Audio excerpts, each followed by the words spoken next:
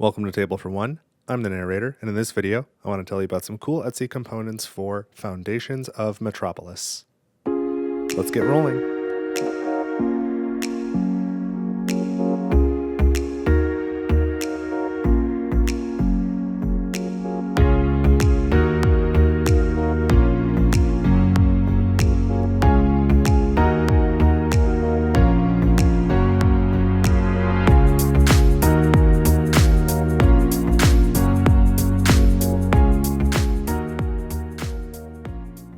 So I am set up to give you a quick demonstration of a new piece that my friends and I have created for Foundations of Metropolis, and it is available on our Etsy store. That is BrainBucketGames, and you can find a link in the description. So Foundations of Metropolis is a game that I really enjoy, but there is, as of time of recording, no solo mode for it. So it's a 2 to 4 player game, and it's like a little city builder, and it's pretty cool. Plays quickly, and every turn you just make kind of one small decision each turn, but it's like a really good decision. So if you haven't had the opportunity to play it, I do recommend it. But this is kind of what the game board looks like after setup for a 4-player game. And these are all standard components. These are little wooden tokens for each player. And there's some other components as well, but this is this is what's relevant for what I want to show you today. So basically, pick a player color. Say that you're this player, okay, this teal player.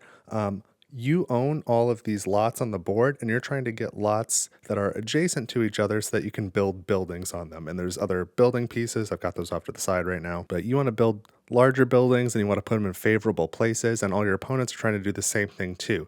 And so you start the game, each player owns 6 lots, and then these lots here are lots that are for sale. And so I think the problem is pretty quickly evident. So again, say that I'm this teal player here. Which of these lots do I want? You can see each one has a different price. Which one should I buy? And maybe I'm not the first player. Maybe somebody else's first player. So I'm trying to plan my turn in advance. Which lots would I like? Which lots do I think other players are going to like? I'm trying to determine the relative value of each. I'm trying to figure out which ones do I think other players might purchase before it gets to my turn, or which ones should I buy so that other players can't put the buildings where they want to put them, or which ones are just really critical for my strategy, right? So it can be really difficult to tell, and this is constantly evolving. So every time one of these spaces is purchased, the player takes the card, and then a new one is added. Like these slide down and a new one's added. So there's always 6 until you get to the end of the round, and finally it gets down to 0. So it can be really tough to keep track of all that stuff, and there's no like quick visual way to do it. And so the component that my friends and I came up with solves that problem. So it's really simple. It's just this lot marker, and you can see the logo on it kind of matches the game logo and goes with this construction theme. It's orange on the bottom and around the sides, so it's very like easily visually distinguishable from these other pieces. But it's also, you can see about the same size. It's got sort of I forgot where I got that from. Maybe there. It's got like a side profile that's a little bit hourglass shaped, so it's actually really easy to pick up. The height is about the same size as the other pieces, but again, the logo makes it really easily distinguishable, and it's colorblind friendly as well, which is nice. So that also goes with the other pieces because you can see they're all different shapes as well as different colors. So our component comes with 6 of these because there are 6 lots for sale. So let's just mark these lots real quick. I9, C5, B7, H4, A2, and F7.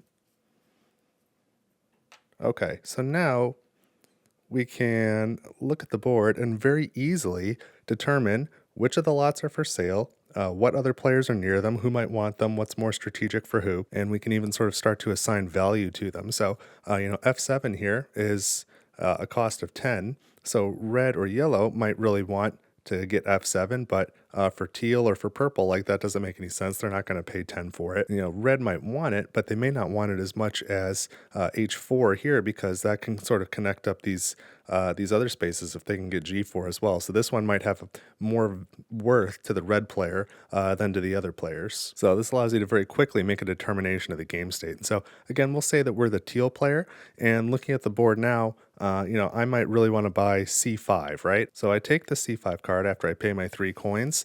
This just goes in my pile. These slide down, so their relative values will change.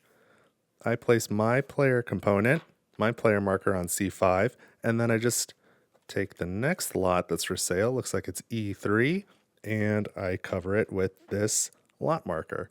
And that's all there is to it. It's pretty easy to run. And so it's a really simple and sort of intuitive piece. I think it fits with the aesthetic of the game and with the aesthetic of the other pieces. Thematically, it makes sense. And it just helps the game to run more smoothly and quickly so you can, enjoy it and not just be looking back and forth between the board and the lots for sale and trying to keep track of what the heck's going on. So I like it. I'm proud of it. I use it. These 6 little tokens easily fit in the Foundations of Metropolis box. You don't need to store them separately. There's plenty of room in the little divider that comes with the game. So if you would like to pick up a set of these Foundations of Metropolis lots for sale markers, you can always find them at BrainBucketGames on Etsy. And again, there's a link in the description. And I'm also putting a code on the screen right now that's going to be valid for 30 days from the date of this video being published. And you can use that to get 10% off your order of a Foundations of Metropolis kit. So that's, it's something. It's a thank you just to being a subscriber of Table for One. And don't forget, if you live in the United States, shipping is always free from our Etsy store. And if you are outside the United States, it's still available. There's a shipping cost, but